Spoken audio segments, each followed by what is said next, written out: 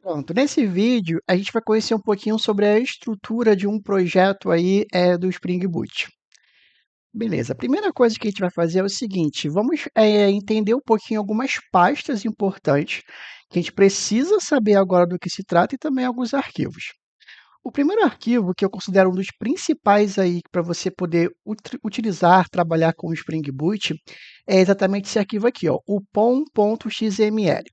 Esse arquivo pom.xml, que eu já falei dele no vídeo anterior, ele é, no caso, um arquivo responsável para onde ficam as informações e as dependências aí do nosso projeto. Por exemplo, ó, vou fechar tudo aqui que está aberto aqui, que não está necessário nesse momento. Vou clicar aqui no pom.xml. Nesse momento aqui, vou apertar Ctrl B para tirar essa coluninha do lado aqui, beleza? Então, aqui a gente já consegue ver algumas informações aí do nosso projeto. Por exemplo, ó, está utilizando o Spring Boot, aqui é na versão 3.3.2, beleza. Aqui, ó, o nosso Group ID, que a gente colocou como .médicos, o nome do nosso projeto, API, a versão do nosso projeto, que é a versão 0.0.1, que é a primeira versão mesmo, o nome, e também aqui uma descrição. Aqui você pode fazer algumas descrições, nome do projeto e tal, não tem problema. Um pouquinho aqui mais para baixo, a gente consegue ver algumas dependências que a gente colocou, incluiu no momento de fazer o nosso starter, né? Então, por exemplo, aqui a gente tem o Java, versão 17, pode ser alterado posteriormente, não tem problema algum. Aqui a gente também tem, ó, o Spring Boot Starter Web, que é o Spring Web, que a gente adicionou essa dependência lá no nosso Spring Initializer. Temos uma outra dependência aqui também, que é o Spring Boot DevTools, aquele que fica responsável pelo servidor embarcado para a gente. Também temos o Lombok, aqui disponível também, e aqui o teste, né? Ele traz esse de teste aqui para você, mas a gente não vai estar utilizando aqui nesses vídeos. Beleza, cada dependência fica dentro aqui de uma tag chamada dependency. Então, é uma abertura e o fechamento, e a gente tem algumas informações, algumas outras tags que mais para frente a gente explora um pouquinho.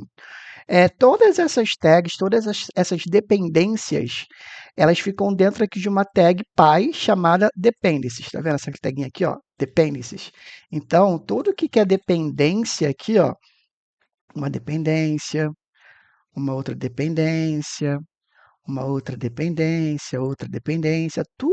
cada dependência aqui, ela está englobada pela essa tag py chamada dependencies. Isso é muito importante para a gente. Mais para frente, quando a gente quiser colocar, incluir alguma outra dependência aqui no nosso projeto. Bom, nesse arquivo por enquanto é isso. Vou apertar Ctrl B aqui para poder voltar aqui para o pom.exe para voltar a coluninha do Explorer. Vou dar um Ctrl S só para poder salvar essa forma que eu separei aqui de dependência por dependência. Beleza. Outra coisa que a gente vai utilizar bastante também, ó, é esse arquivo aqui, ó, o git ignore.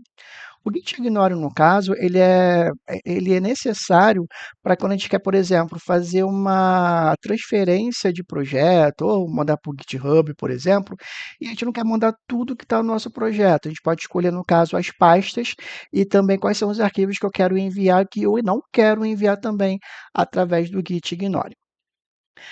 Seguinte, próxima pasta muito importante para a gente. Aqui em SRC, a gente vai clicar aqui, ó, SRC. Aqui no SRC, a gente tem o main e o teste. Vamos aqui no main. No main você vai ter outras duas pastinhas, né? Uma Java e um Resources. O Resources, primeiramente, fica todo aquele arquivo HTML, CSS, JavaScript, templates também, que se você for utilizar também uma comunicação com o front-end, aqui através do Spring Boot. Então, tudo aqui, todas essas duas pastinhas aqui, ficam essas informações lá para o front, né? Tudo que é estático e template aí dentro do seu projeto. Aqui nesse arquivo, application.properties, ele vai ser bem importante para a gente, principalmente para poder fazer algumas configurações, né, de propriedade, como o próprio nome já diz, no que se refere, por exemplo, a fazer qualquer tipo de comunicação com o banco de dados, né, mais para frente a gente vai fazer persistências, com qualquer tipo de conector, a gente tem que colocar aqui também dentro do application.propies. Depois a gente volta a falar um pouquinho sobre esse arquivo aqui. Beleza. Fechando aqui o Resources, vou clicar aqui no Java e vai ser aonde a gente vai visualizar e também aí criar as nossas classes. Então, ó, Java, aí tem a Java, aí tem a pastinha com, tem a pastinha médicos, tem a pastinha API, que é o próprio padrão que o Spring Boot utiliza. Ele já traz para a gente aqui uma classe chamada API Application. Cliquei nela aqui agora.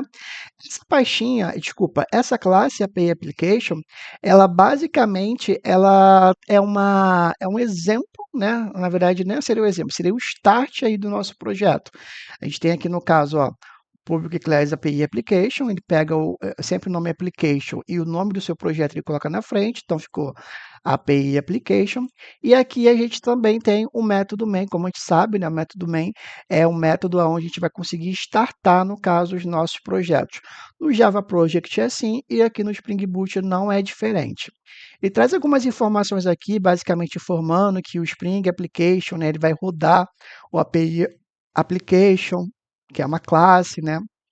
Não precisamos entender isso aqui nesse momento, mas nesse mesmo arquivo, nessa mesma classe aqui, nesse mesmo Java, né, a gente consegue ver se o nosso servidor, se o nosso projeto está funcionando direitinho. O que, que a gente vai fazer? Vai clicar aqui, ó, em Run, vou clicar em Run, beleza, vou permitir o OpenJDK funcionar direitinho na minha máquina, ok, beleza, vou só diminuir um pouquinho aqui, pronto, ó, porque vai ficar mais fácil da gente ver o que está acontecendo.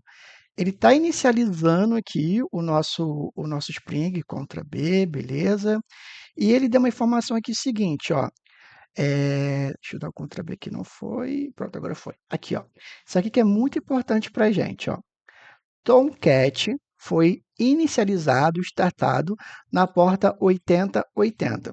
Então, quando a gente apertou esse run aqui dentro, aqui em cima do nosso método main, o que que aconteceu? Ele criou para a gente aí, ele inicializou o nosso servidor. Então, através disso, eu consigo ver se está tudo ok com o meu servidor, se está funcionando.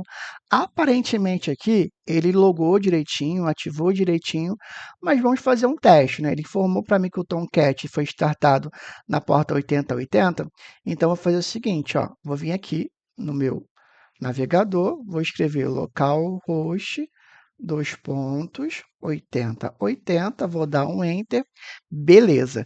Se deu esse arquivo aqui, né, essa página aqui para você, falando sobre erro e tal, é porque tá certo, tá? Então, porque assim, ele apresenta essa uma página fictícia, padrão, base mesmo, porque a gente não tem nenhuma página ainda para ser exibida aqui dentro do nosso servidor, né? Então, se aconteceu isso, tá certo, tá funcionando direitinho. Então, esse vídeo foi mais para a gente poder conhecer algumas informações aqui que vem do Spring Boot por padrão. Caso você queira, a qualquer momento, parar o seu servidor, você pode apertar no seu teclado aí Ctrl C, que vai parar para você, ou pode também tirar aqui, ó, clicar aqui em Kill Terminal, né, para você matar o seu terminal. Então, por enquanto, é isso que a gente precisa entender. Essa pastinha aqui, né, Java, com, Match, API, vai ser, no caso, a parte que a gente mais vai utilizar no projeto. O Resources a gente não vai utilizar tanto assim, mais o application.propies. E aguardo você no próximo vídeo.